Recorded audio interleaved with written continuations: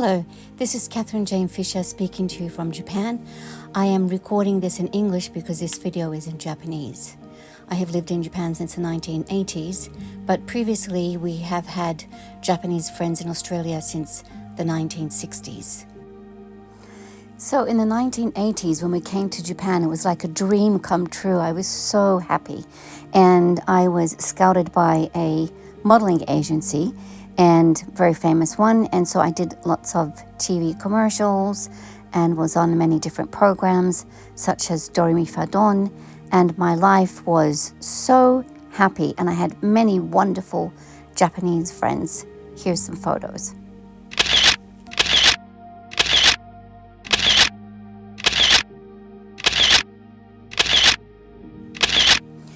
Then in 2002, my worst nightmare happened, and I was raped in Japan by a United States military serviceman.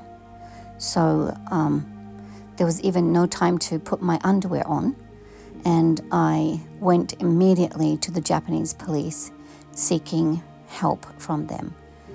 But to my shock, instead of being helped by them, I was treated like a criminal. And they did not even offer me replacement underwear. They did not even allow me to go to hospital immediately, even though I was very hurt. And they held me against my will for over 12, 13 hours. So I have PTSD from the police. And I'd just like to explain what PTSD is. PTSD to me it's like a video that keeps on playing in your head, which you can see the trauma happening to you and you cannot turn it off. So even though I might be talking about the rape years later, I will still get PTSD as I am seeing myself being raped in my mind, and that will make my heart beat fast, and I will start hyperventilating because I'm seeing myself being raped. That's what happens when you talk about reliving the trauma, because you can see yourself being raped again.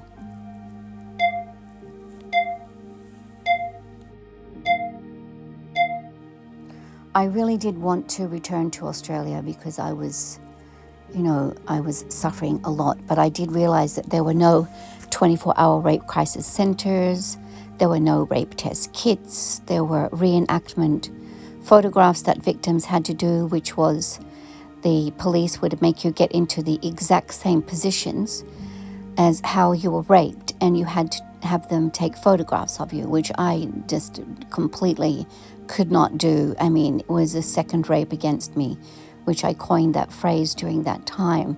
And then also there were 100-year-old laws, and I decided that I would stay in Japan and I would fight back, and I would try and make all these changes. Even though I was alone and I had no one to help me, I decided to make these changes for the next generation and for the next victims that would sadly come after me. And my father, he was very old still at that time, but he decided to help me and used all of his savings for his retirement to help me. And I took out 2, 3, 4 jobs at the same time so I could meet with victims and help them as well, because they had nowhere else to turn to. Here I'm talking about the 100-year-old laws that needed to be changed to include men and boys, and here I'm holding DNA tests. Okay, so now next the unthinkable happened, and that was during my court trial, that the rapist, the United States military serviceman that raped me, fled Japan during my court trial. So I asked the Japanese government to assist me, and they said that there was nothing that they could do, that their hands were tied. But I'd done my research, and I said, well, what about Article 16? It says respect the laws of Japan. And the Japanese government said, well, it doesn't say obey. And I said, well, you need to change it to obey then. You can't just let a rapist flee the country. You need to change the status of forces agreement. But they blatantly said that they could not. And so now I had another thing that I had to do, another thing I needed to change, and that was the status of forces agreement. Article 16, from respect the laws of Japan to obey the laws of Japan. And since then I was in the paper, and many victims had been contacting me, and seeing rape test kits and rape crisis centers weren't available. I kept on, advocating to the Japanese government and speaking out and making videos and doing all I could to try and make it better, because, I just could not just, turn my back on everything that was going on in Japan. So now that I knew that the Japanese government was not going to help me in any way, I was basically on my own. I discovered also that there was a secret agreement where it was written that victims of United States military, if they were not of material importance to Japan, then the Japanese government would not assist them. So it looked like I was not of material importance to Japan, I suppose. So after winning my landmark case in 2004, now if I wanted justice, I had to look for the rapist by myself.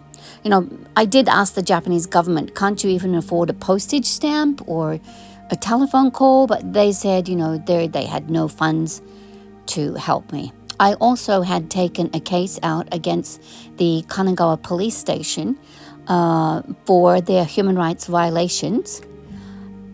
They should not have held me against my will for 12 to 13 hours.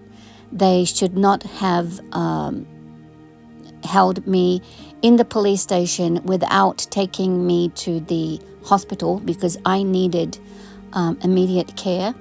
And also, not only that, in the case of a victim, the proof is now the DNA inside of our bodies, and so we need to get to the hospital to take the rape test, to do rape test kits and to check our injuries. So not allowing me immediate hospital care was also a human rights violation. But everything was denied by the Japanese police, so I did not win that case, but at least I tried my best. What I wanted to do for this case was actually to just, to show that we needed to have rape test kits and 24-hour rape crisis centers in Japan. So that meant that I would need to look for a legal team in the USA, and I did find one legal team by the name of Perkins Coie in Milwaukee, Wisconsin, and I am so appreciative to them. Their fees to take my case was $200,000, and they were very impressed that the way that I had been advocating since 2002 for the people of Japan. So they took my case pro bono, and they knew that I had to win my case, because as there were 210,000 crimes and accidents which had been committed by the United States military since 1954, and I was the only woman who had been speaking out since 2002 fighting for victims, I had to win this case for all the people in Japan. And I was in the forefront as a trailblazer. And so I thought, how could I win this case? So I came up with the idea, if I asked my lawyers to tell the rapist that I'd only take $1 if he admitted that the US military had forced him out of Japan during my court trial. And I would make that sacrifice for all the victims in Japan. And so in 2013, the presiding judge allowed me to win my case, and I made victory in a history-making trial. And I sacrificed every financial gain for the victims in Japan. And then in 2017, actually more people were following in my footsteps. In 2017, Taylor Swift actually, she took only $1 for her case. So now I'm making world history, and people are, even famous people, are following in my footsteps. Unfortunately, not many women's organizations during that time helped me, but even applauding was free. They didn't even do that.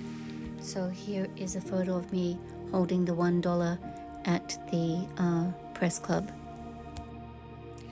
So I have written some books. My first book was published in 2009, so that took me about 7 years to write.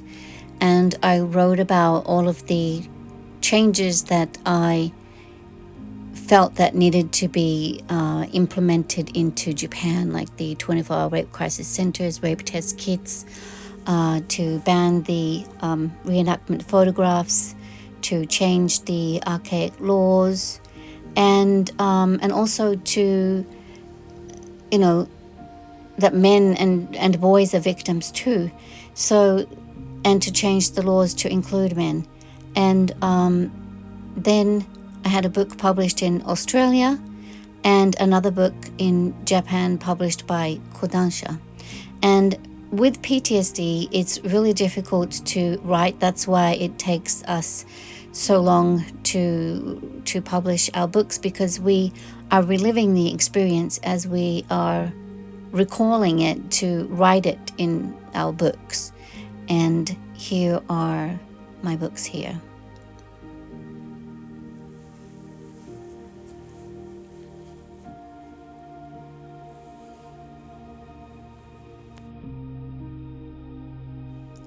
So being in the media eye for so many years, I started to be recognized and receive awards, and for example, the Human Rights Now Award, Australia of the Year nomination.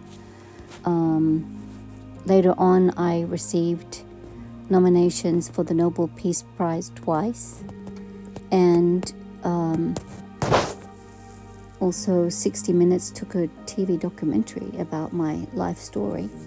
But to me, these nominations, I didn't do this for the nominations. My advocacy, the grassroots advocacy in the year 2002 began because I wanted to make a difference and give the opportunity for other victims to have the care available to them, but was not available to me. And that was the most important thing to me in my life, not receiving any kinds of awards.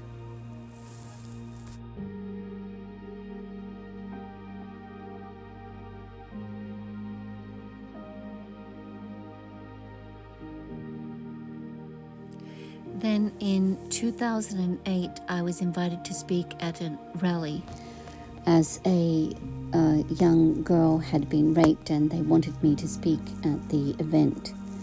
I remember the day, it was raining. There was about 6,000 people there. And when I gave my speech, I said, part of the speech was, Okinawa, Okinawa, you are not to blame. I was not to blame either.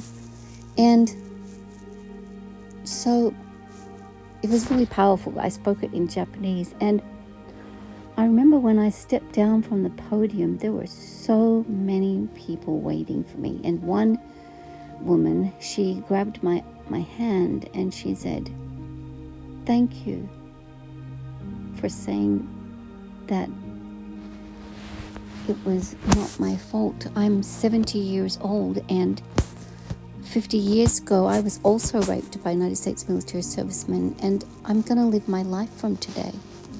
And I didn't know her name, and at that time it would only been like 7 years in my advocacy at that time.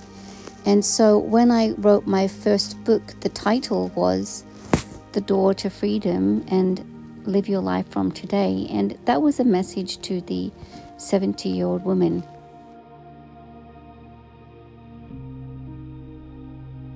So this is the way I have lived my life, is for, assisting victims and trying to do all I can, because we only have one life to live.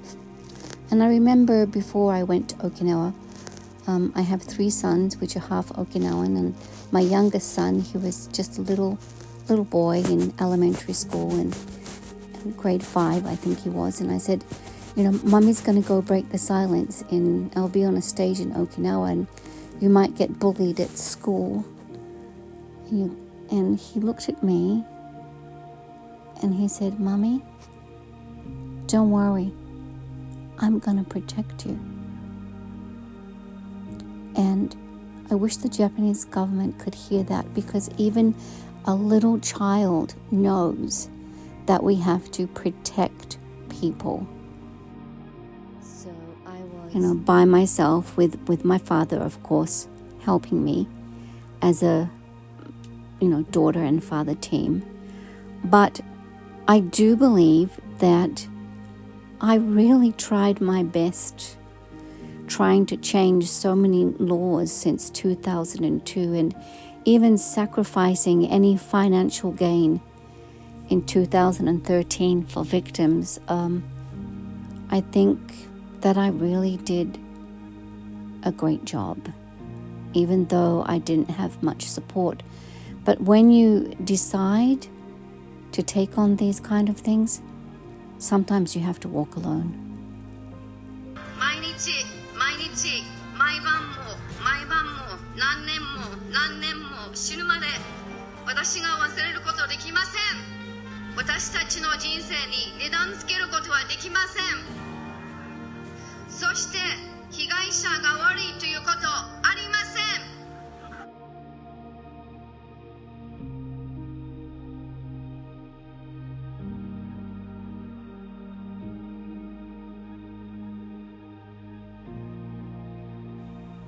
So reflecting back on the existing women's organizations in Japan, unfortunately, they could have assisted me, but they decided not to.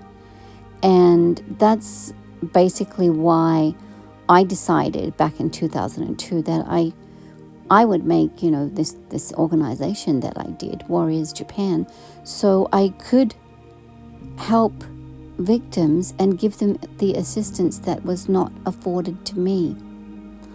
But in order to do that, especially when I did the $1 victory, to continue assisting victims, I had to work not only one job, but perhaps 3 or 4 jobs at the same time every month, so I could assist victims, because I had no financial support from anyone.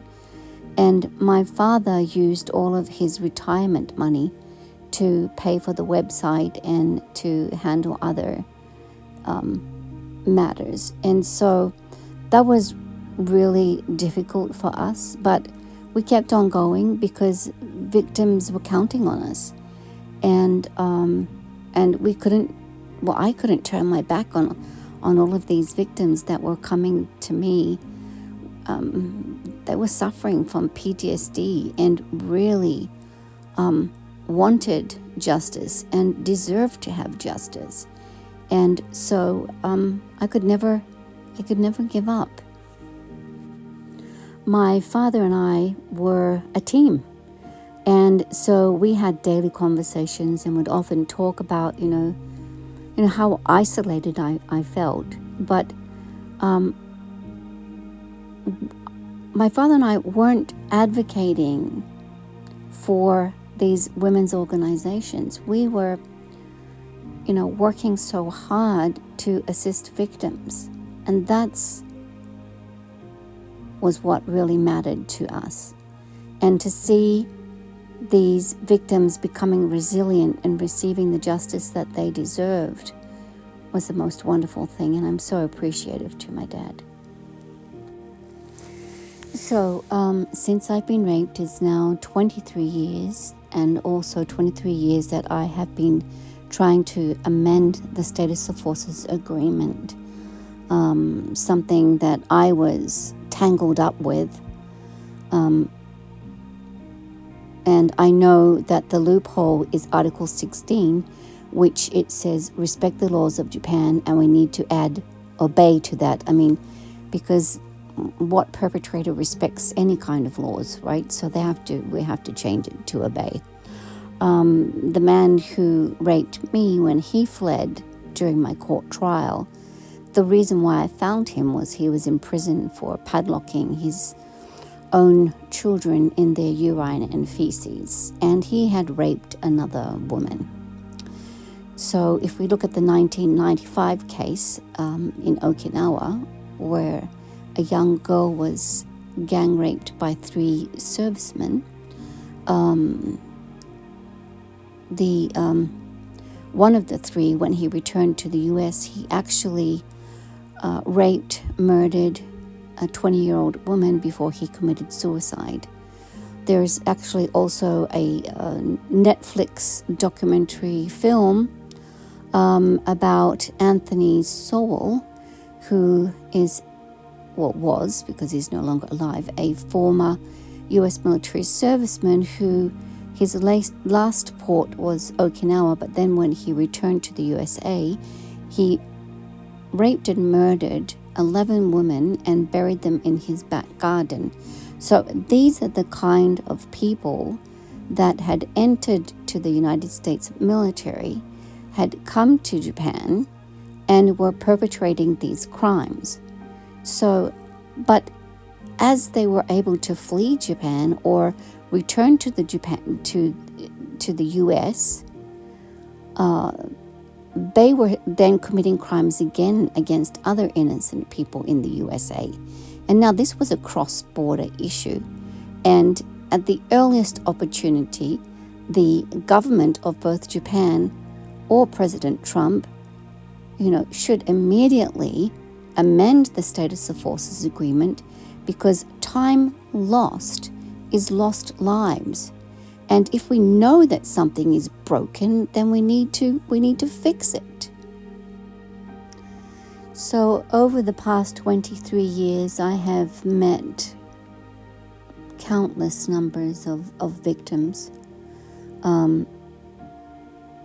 Even some of the victims are from the United States military that were stationed here in Japan. I made my own business card, which actually said, change the SOFA. And SOFA is SOFA, which means Status of Forces Agreement.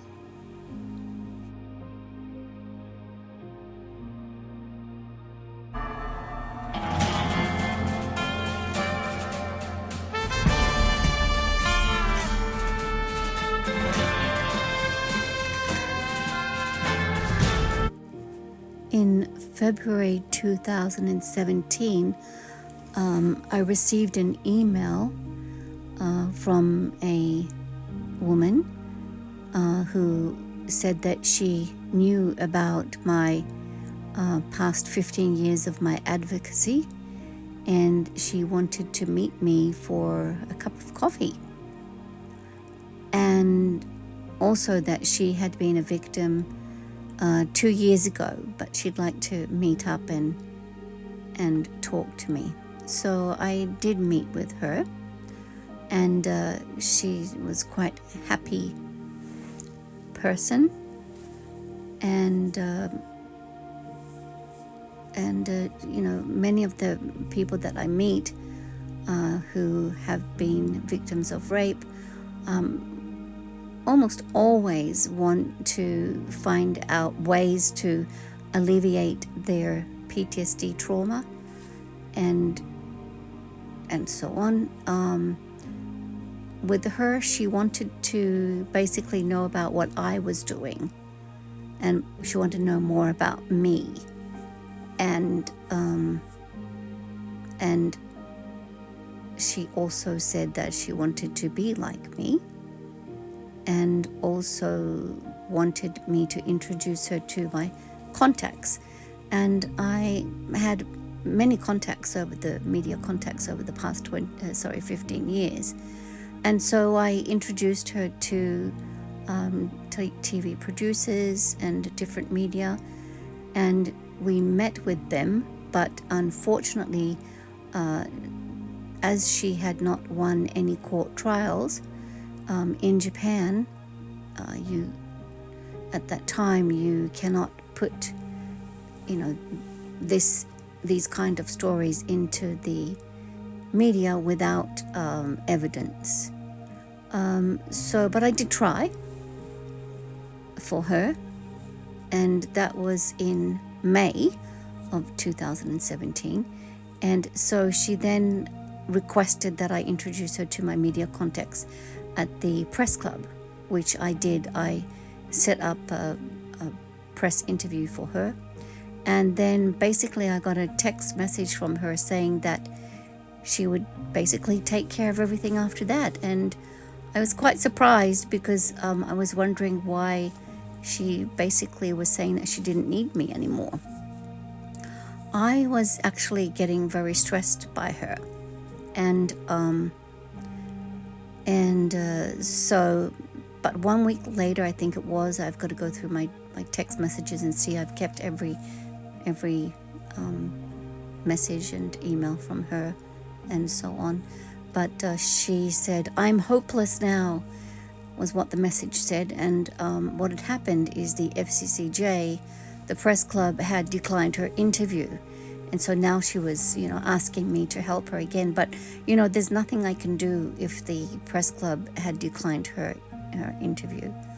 So I was getting quite ill. I was getting an ulcer. I couldn't sleep. And she contacted me again and mentioned something about she had to write a book. And this was about the same time as, the Prime Minister's Abe's election. And she was able to hold a conference in October at the press club.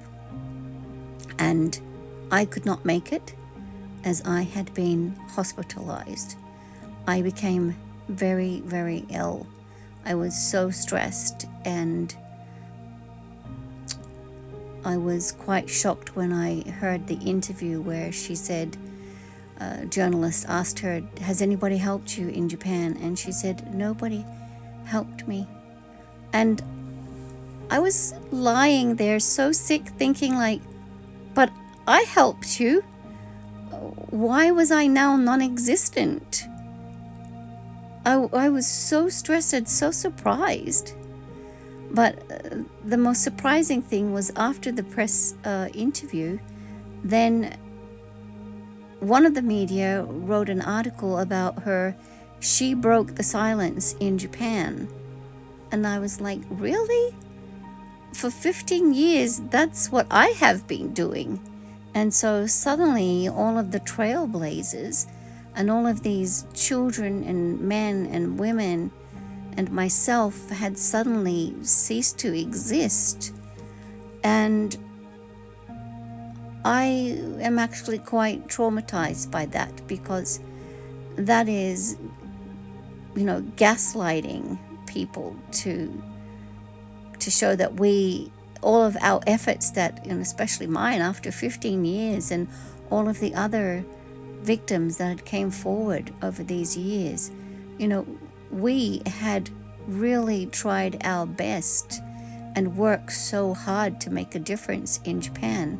And suddenly someone who nobody ever knew just came out and became the woman who broke the silence in Japan. And so I found a video of myself that I took in the hospital, because I didn't think I was going to make it. I didn't think I was going to survive. After losing so much weight, the 30 kilograms, I was really ill. It was so sudden that I lost all the weight, and even my teeth were falling out of my mouth. That's how bad the situation was. And my father actually contacted me and said, "Hey, there's going to be a program in Australia about the woman who broke the silence in Japan." And I said, "Oh, that's great, Dad, but no one's interviewed me." And he said, "Well, it's not about you. It's about that woman." And my dad was so sad because, he'd used all of his retirement fund on the past 15 years on our team effort to make all these changes for the past 15 years in Japan. And he was also becoming very ill from the stress, and I feel so sad that my dad was so disappointed because at his age, stress is never good for anyone. I was able to recover. It took me a very, very long time. And I found the video footage of me in the hospital. And so I'm going to play it from now. And my dad didn't make it. My dad actually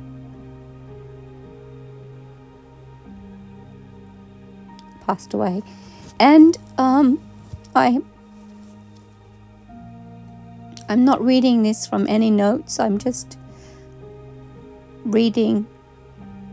looking at the video at the same time as I'm doing this audio voice over, because I don't need notes, because everything of my 23 years of my life is inside of my heart.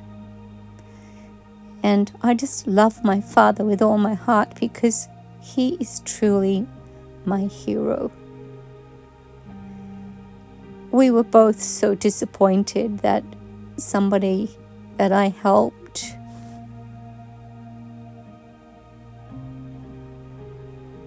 traumatized me by, I feel that she used me. I introduced her to the media, and then she told the media that no one even helped her. And she had no media contacts, and after I had introduced her, she now became the woman who broke Japan's silence.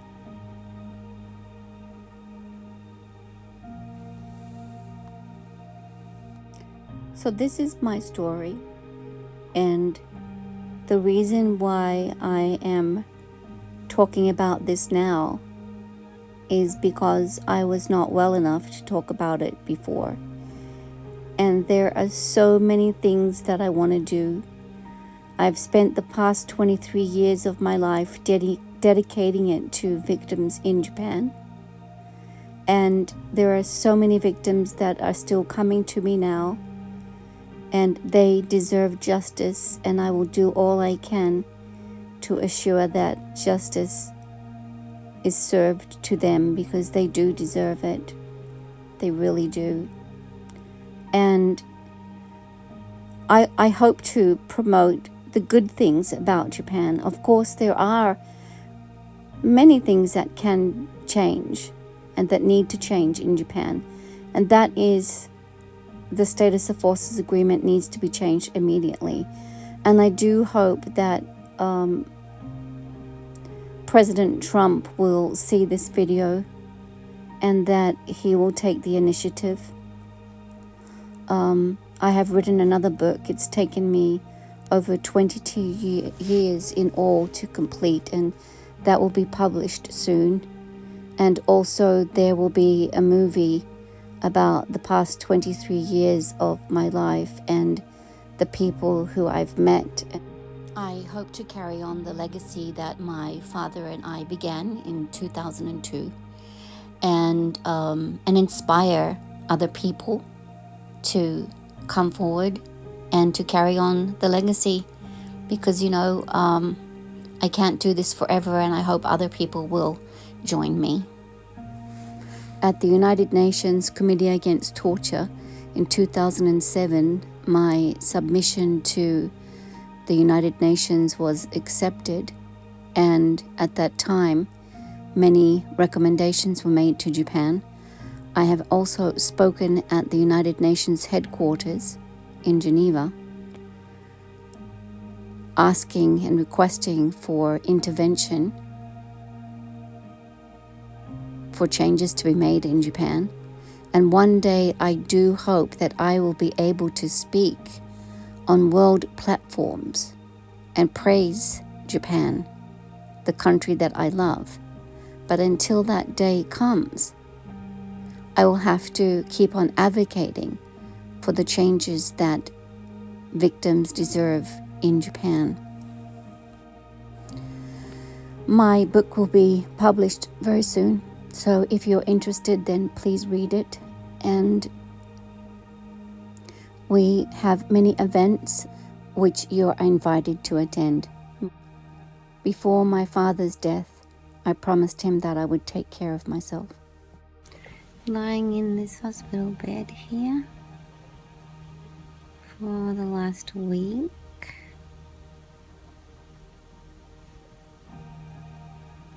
And I have this IV stuck in my arm, ready for the next IVs.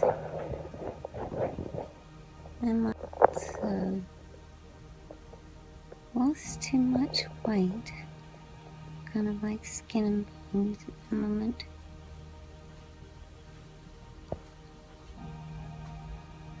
So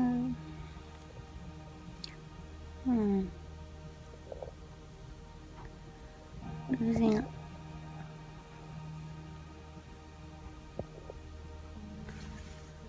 all my teeth, and the x-rays show that I have lots of ulcers from all of this stress, and that's about it for now.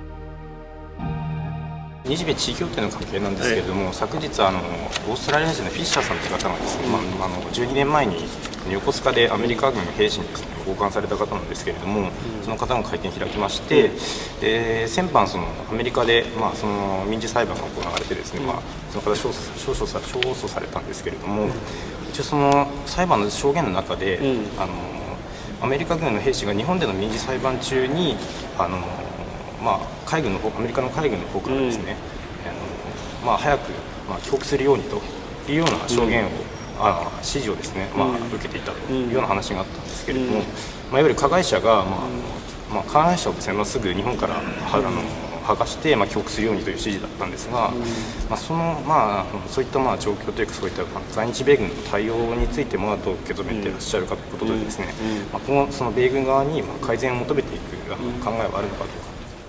はい、ですね、まず性的暴行事件のようなこの凶悪、事件は、決して、あってはならないことだと。Greeting committee members and colleagues. I'm Catherine Jane Fisher from Warriors Japan.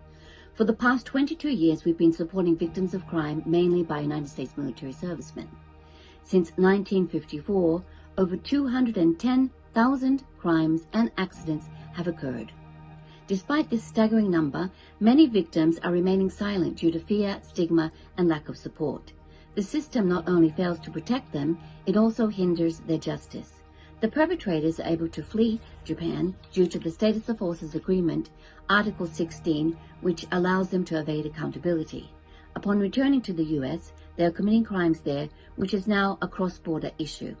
We urgently call on the United Nations to send the Special Rapporteur to Japan to address these systemic failures and the lack of compensation for victims, and to ensure victims receive the justice that they deserve. Thank you. To me, PTSD is like grief. You never really do recover. You just learn how to cope with the pain. Thank you for listening.